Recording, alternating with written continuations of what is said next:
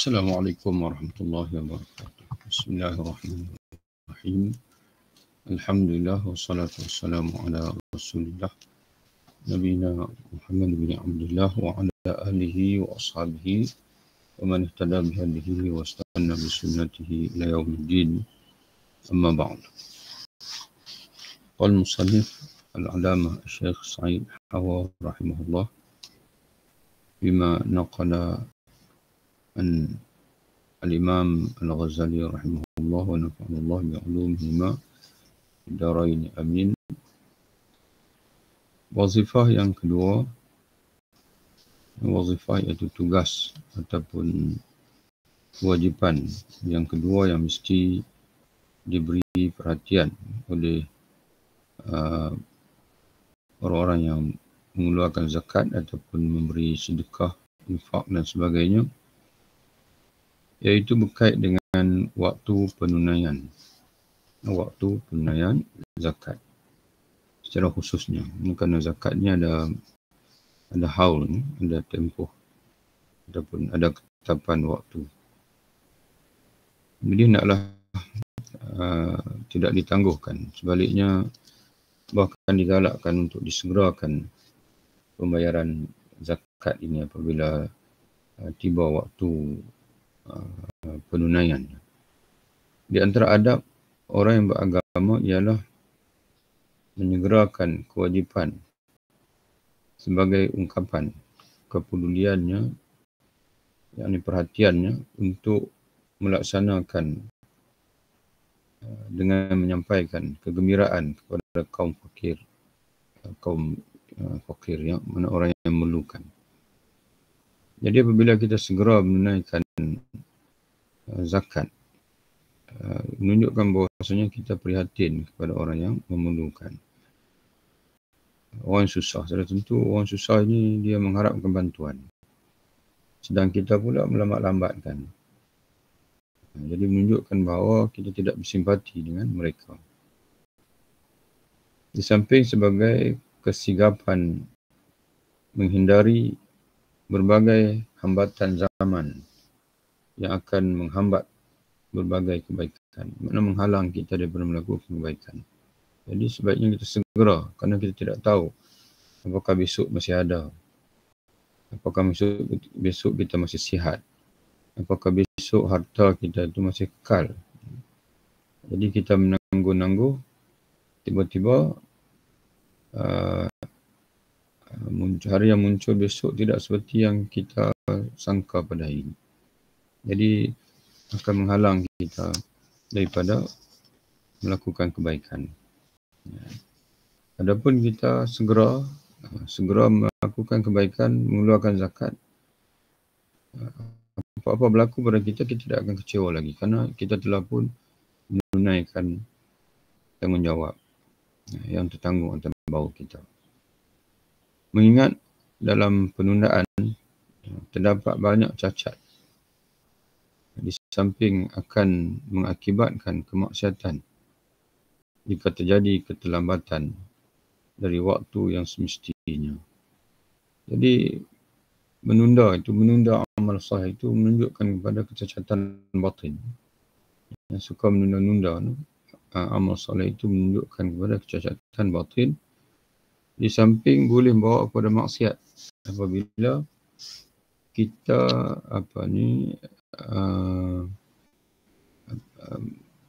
menangguh sehingga terlepas daripada waktu, lambat daripada waktu yang semestinya. Ini di antara kesalahan yang besar dalam agama kita Islam ini apabila kita lalai dipanggil fawailun lil musallin. Sebagai contohnya Allah SWT menyebutkan kebinasaan bagi orang yang salat. Walaupun dia salat tapi masih lagi binasa. Alladzina hum an salatihim sahun, iaitu orang yang lalai daripada salat. Kata ulama dalam tafsir, di antaranya lalai daripada menjaga waktu salat. Menjaga waktu. Jadi betulah zakat. Sebagai contohnya, yang paling ketara, apabila kita melambat-lambatkan membayar zakat fitrah, sehingga imam menunaikan salat hari raya, maka hukumnya makruh. Hukumnya adalah makruh. Tapi kalau kita melambatkan lagi sehingga habis hari raya 1 Syawal, maka hukumnya adalah haram.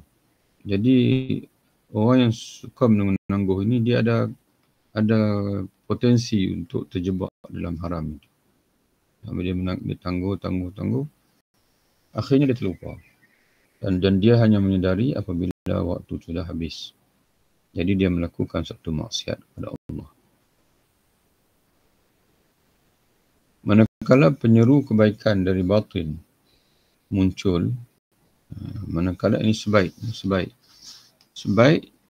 penyeru, ini malaikat yang menyeru kebaikan dari batin muncul, maka hendaklah segera dimanfaatkan. Kerana yang demikian itu merupakan bisikan malaikat. Jadi apabila timbul saja seruan dalam batin kita, tunaikanlah zakat. Kamu sudah cukup tahun ni, cukup haul, cukup setahun pemilikan kamu, saham kamu cukup setahun, simpanan kamu dah cukup setahun, perniagaan kamu dah cukup setahun. Kalau orang buat bendam pula, kamu sudah mengutip hasil. Jadi suara itu timbul, maka bila sebaik suara bisikan itu timbul dalam batin kita, kata pengarang kitab kita ini, maka hendaklah segera disahut. Kerana suara itu adalah dari malaikat. Bisikan baik itu adalah daripada malaikat. Sebagaimana dalam hadis Nabi SAW menyebutkan hati seorang mukmin berada di antara jari-jari Tuhan yang Maha Rahman. Kenapa perlu segera? Kerana hati ni dia senang berubah. Jadi kalaulah kita segera menyahut bisikan itu, maknanya tidak akan berubah lah. Maknanya kita segera melaksanakan kebaikan. Tapi kalau kita menangguh-nangguh, maka bisikan itu akan hilang. Maka akan muncul satu lagi bisikan yang dia akan sebut selepas ini. Jadi mungkin hati kita itu akan menyahut bisikan yang kedua itu. Jadi Allah SWT, Rasulullah SAW menyebutkan dalam satu hadis, qulub bani Adam baina asbu'aini min asabi'ir rahman. Hati seorang mukmin, di sini dia sebut dalam dalam hadisnya, bahasa Arabnya disebut dengan istilah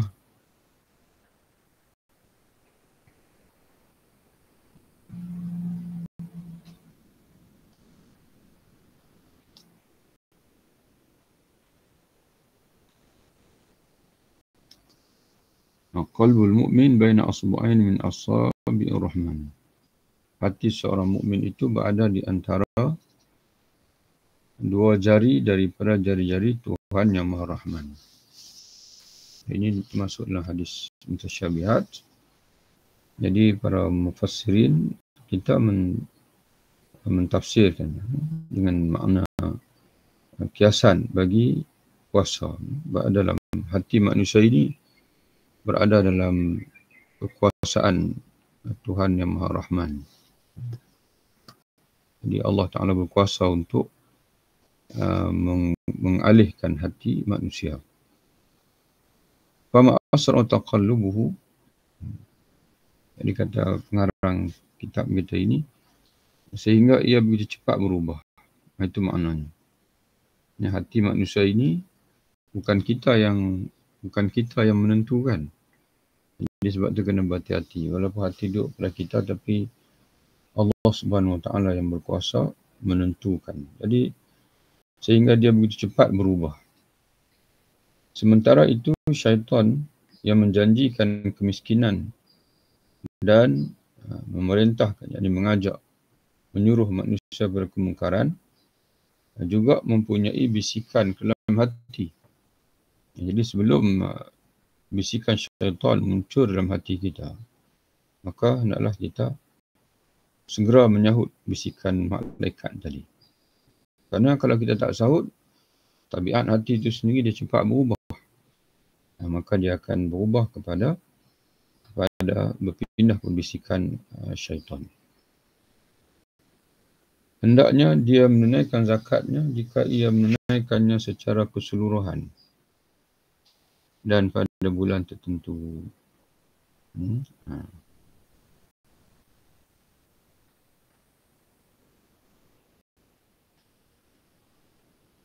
Ketahuan wal yu'ayyin li zakatihi in kan yu'addiha jami'an syahran ma'luman. Hendaklah seseorang itu menentukan zakatnya. Menentukan bagi zakatnya. Okay. Jika dia menunaikannya secara keseluruhan. Syahran ma'luman. Maka hendaklah dia menentukan bulan tertentu. Jika dia biasa menunaikan zakatnya itu secara keseluruhan dipanggil. Berbezalah kalau dia menunaikan zakat itu secara dipanggil muqassatan dipanggil, muqassatan. Mana sedikit demi sedikit, sebagai contohnya orang yang menolak gaji dipanggil, menolak zakat dengan mengeluarkan zakat dengan ditolak daripada gaji. Yang tu dia tak perlu menentukan bulan tertentu sebab dia dah mendahulukan zakat. Dikira pendahuluan zakat. Di ujung nanti barulah dia kira balik berapa zakat yang sebenarnya yang dia perlu keluarkan dan berapa yang dia telah dahulukan setiap bulan melalui potongan gaji ataupun melalui pemberian pada fakir, miskin dan sebagainya. Tapi kata dia sini, jika hendaklah dia menentukan bagi zakatnya itu jika sekiranya dia ingin menunaikannya jami'an, mana sekaligus keseluruhan, syahran ma'luman, dan bulan yang tertentu. Hendaknya berusaha agar penunaiannya pada waktu yang paling utama. Dalam menentukan bulan mana itu, hendaklah dia berusaha ataupun menentukan tarikh untuk dia mengeluarkan zakat itu, hendaklah dia berusaha untuk menentukan waktu yang paling utama, waktu yang paling baik. Nanti dia akan sebut nanti. Sehingga menjadi sebab untuk pengembangan ibadah dan pelipat gandaan zakatnya. Dan supaya bila kebetulan zakat tu pun dah memberi berkat. Tapi bila dikeluarkan pula pada waktu yang terbaik, maka akan lebih dipanggil berkembang lagi pahala itu. Dan juga akan berganda-ganda lagi. Kerana iaitu mengikut gandaan selain daripada gandaan zakat infak itu sendiri, 700 kali ganda, maka di sana digandakan lagi kerana kemuliaan ataupun fadilat waktu itu. Misalnya kata dia, bulan Muharram. Bulan Muharram. Kerana bulan itu adalah bulan pertama dan termasuk bulan suci. 4 bulan dipanggil bulan haram. Dipanggil al-ashurul hurum. 4 bulan haram. Bulan Muharram itu termasuk salah satu daripada bulan haram. Itu kemuliaan dia. Jadi bulan haram, bulan Zulqa'dah, Zulhijjah, dan juga bulan Muharram, bulan Rajab. Atau dia mengeluarkannya bulan Ramadan. Dia keluarkan bulan Ramadan. Kerana pada bulan inilah, ini bulan Ramadan, Rasulullah menjadi makhluk yang paling dermawan. Seperti angin yang menghembus. Kerana mengambil daripada Rasulullah sendiri. Sebagaimana Ibnu Abbas radhiyallahu anhu menceritakan dalam Sahih Al-Bukhari, kana Rasulullah ajwadun nas. Ajwadan nas. Adalah Rasulullah ini adalah manusia yang paling pemurah. Dan kata Ibnu Abbas, baginda menjadi lebih pemurah pada bulan Ramadan. Iaitu apabila Jibril alaihissalam mengunjungi baginda untuk sallallahu alaihi wasallam untuk bertadarus Al-Quran dengan baginda. Maka baginda akan menjadi paling pemurah pada saat itu. Jadi seolah-olah baginda ini mengajar kita bahwasanya dalam bulan Ramadan ini, bulan-bulan biasa kamu mesti menjadi pemurah, tapi bulan Ramadan ni kamu mesti menjadi lebih pemurah. Dan di sana ada hadis dalam Sunan At-Tirmidzi di mana diriwayatkan daripada Nabi SAW, ditanya, ayu sadaqah, apakah sedekah yang paling afdal? Maka dijawab oleh Nabi SAW, as-sadaqatu fi Ramadan, sedekah dalam bulan Ramadan. Kemudian dia kata dia, bulan Ramadan juga mempunyai keutamaan Lailatul Qadar dan bulan diturunnya Al-Quran. Atau bulan Zulhijjah, atau bulan Zulhijjah. Juga baik untuk kita kalau nak tetapkan, dia panggil tarikh kiraan zakat, pengeluaran zakat kita tahunan, boleh juga dalam bulan Zulhijjah. Kata dia kerana bulan ini termasuk bulan yang banyak memiliki keutamaan. Selain daripada dia bulan suci, mana termasuk dalam bulan-bulan haram. Dan Haji Akbar, Yaumul Hajjil Akbar. Dalam bulan Zulhijjah ni ada hari haji terbesar, iaitu sebahagian menyatakan 9 Zulhijjah yang Arafah, dan sebahagian menyatakan 10 Zulhijjah, iaitu hari Nahar. Dan dalam bulan ini juga, bulan Zulhijjah pula juga terdapat hari-hari tertentu, iaitu 10 pertama. Dia panggil Al-Ashrul Al-Awwal. Dalam satu hadis Nabi menyebutkan tidak ada hari-hari di mana Allah Subhanahu Wa Taala paling melihat,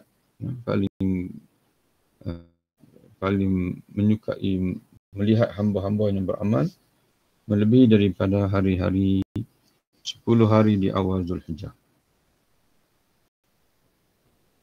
Dan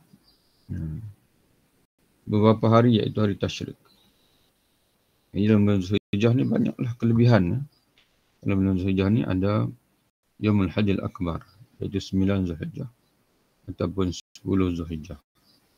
Dan 9 Zulhijjah, hari Arafah pun ada kelebihan tertentu, di mana Nabi SAW menyebutkan tidak ada hari di mana Allah paling banyak membebaskan hamba dari neraka melebihi daripada hari Arafah. Dan kata ulama, hari yang paling baik dalam setahun itu adalah hari Arafah. Malam yang paling baik adalah malam Al-Qadar, Lailatul Qadar. Hari-hari paling utama di bulan Ramadan adalah 10 hari terakhir. Dalam bulan Ramadan, kalau nak tengok hari yang paling utama adalah 10 hari terakhir Ramadan. Sedangkan hari-hari Zulhijjah yang paling utama adalah 10 hari pertama. Ini Al-Ashrul Al-Awwal min Zulhijjah. 10 hari yang pertama, 1 hingga 10 Zulhijjah. Itu selesai wazifah tanggungjawab yang kedua yang mesti diberi perhatian oleh pengeluar zakat, iaitu hendaklah menjaga waktu. Jangan melewat-lewatkan waktu pengeluaran zakat, dan elok diperhatikan waktu-waktu yang terbaik dalam pengeluaran zakat. Kemudian wazifah yang ketiga, merahsiakan zakat ataupun pemberian. Kerana hal ini lebih bisa menjauhkan dari riak dan pamrih. Pamrih ini terjemahan kepada sum'ah. Sum'ah ni maknanya suka mendengar pujian. Riak ini melakukan amalan untuk menunjuk, memperlihatkan amalan. Melakukan amalan kerana suka memperlihatkan amalan kepada orang lain. As-sum'ah pula yang suka mendengar pujian. Jadi orang yang riak, kalau bukan di depan orang lain, dia tidak melakukan amalan. Kalau ada orang, baru dia buat amalan. Sum'ah ni pula dia buat, dia mengharapkan pujian daripada orang lain. Kalau dia melakukan amalan lalu tidak ada orang memuji, maka dia akan gelisah. Dia akan gelisah kerana tidak ada orang yang memujinya. Jadi dengan merahsiakan amalan ini, sedekah ini, maka kita dapat menyelamatkan hati kita daripada dua penyakit ini. Nabi SAW bersabda, "Afdhalus sadaqati juhdul muqilli ila faqirin fis sirri." Sedekah yang paling utama adalah jerih payah orang yang punyai sedikit. Maknanya sedekah yang keluar daripada orang yang susah. Ya, maknanya walaupun dia susah, tetapi dia sanggup bersedekah. Diberikan kepada fakir secara diam-diam. Nah, diberikan kepada fakir secara diam-diam. Nah, itu.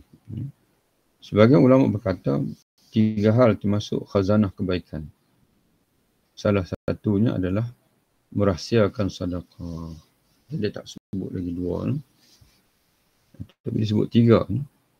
Dia sebut satu saja. Salah satunya adalah merahsiakan sedekah. Di dalam hadis yang masyhur disebutkan 7 golongan yang akan mendapat naungan Allah. Pada hari tidak ada naungan kecuali naungannya, yakni hari akhirat. Salah seorangnya adalah orang yang bersedekah. Rajulun tasaddaqa fa akhfahu.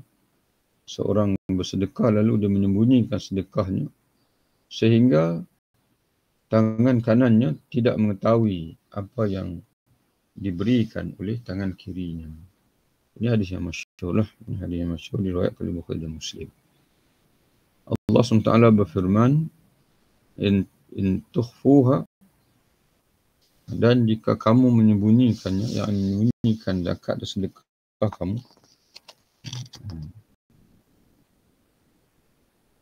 wa tu'tuhal fuqara, wa in tukhfuha wa tu'tuhal fuqara fa huwa khairul lakum. Nah, jika kamu menyembunyikannya dan memberikannya kepada orang fakir, maka hal itu lebih baik bagi kamu. Jadi ayat ini sambungan pada ayat dipanggil ayat yang sama sebelum itu. Allah Ta'ala sebut, in tubdu sadaqat fa ni'mahi. Jika kamu bersedekah dengan terang-terangan, kata Allah, maka alangkah baik sedekah itu. Jadi sedekah ni sama ada terang-terangan ataupun salah sembunyi, dua-dua baik. Ya, tapi kata Allah, in tukhfuha, tapi kalau kamu bersedekah dengan sembunyi-sembunyi, maka fahuwa khairul lakum, maka itu lebih baik bagi kamu. Manfaat merahsiakan amal ialah terhindar dari penyakit riak dan juga sum'ah tadi.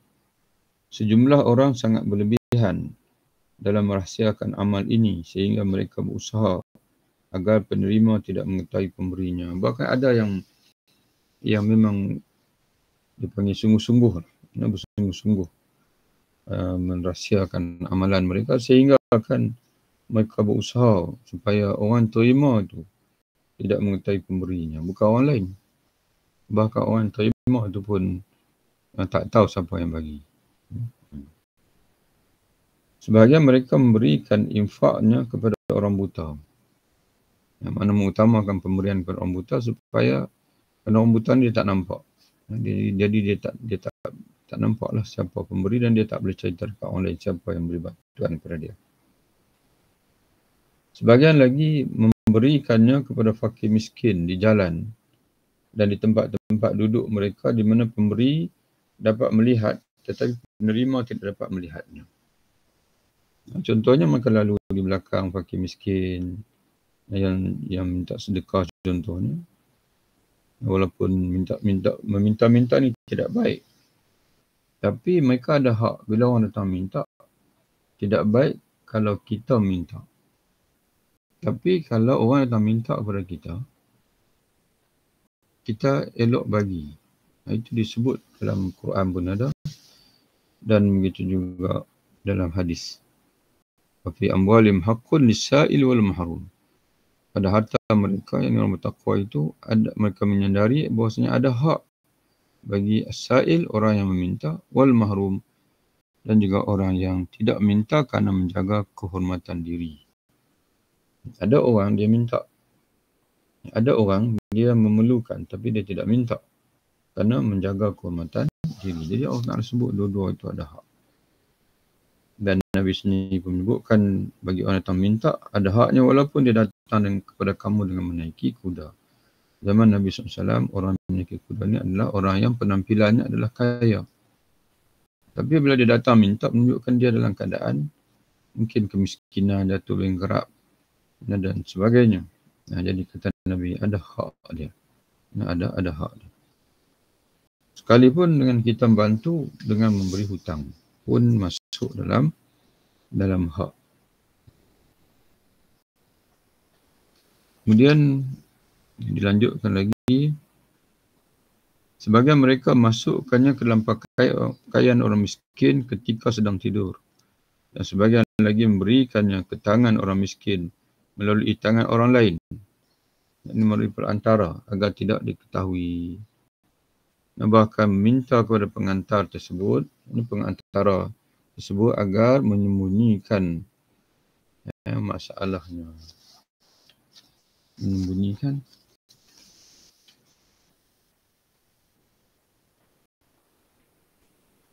bukan masalahnya. Yastaktima wa kana yastaktimu al-mutawassit sya'nahu, kedudukannya. Maknanya dia minta daripada orang perantara itu agar menyembunyikan siapa yang memberi itulah. Dia yang beri itu jangan bagi tahu. Wa yusihi bi an la yufshiyahu, bahkan minta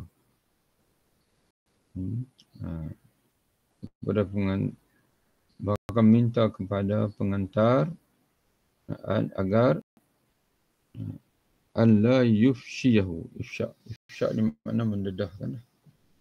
Agar tidak mendedahkan. Siapa pemberi. Kullu zalika ihtirazan min ar-riya'i was-sum'ah. Semua itu agar terhindar dari riya dan juga sum'ah. Jadi demikianlah yang kita baca hari ini, wazifah yang ketiga dan yang keempat. Yang kedua dan yang ketiga. Kemudian wazifah yang keempat iaitu menampakkan sedekah ataupun zakat. Maknanya mengeluarkan zakat dengan terang-terangan jika ada kebaikan di sana. Untuk jadi contoh dan sebagainya. Ini kita akan baca insya-Allah dalam majlis selepas ini insya-Allah. Wabillahi taufiq. Assalamualaikum warahmatullahi wabarakatuh. Waalaikumsalam warahmatullahi wabarakatuh. Salam kasih.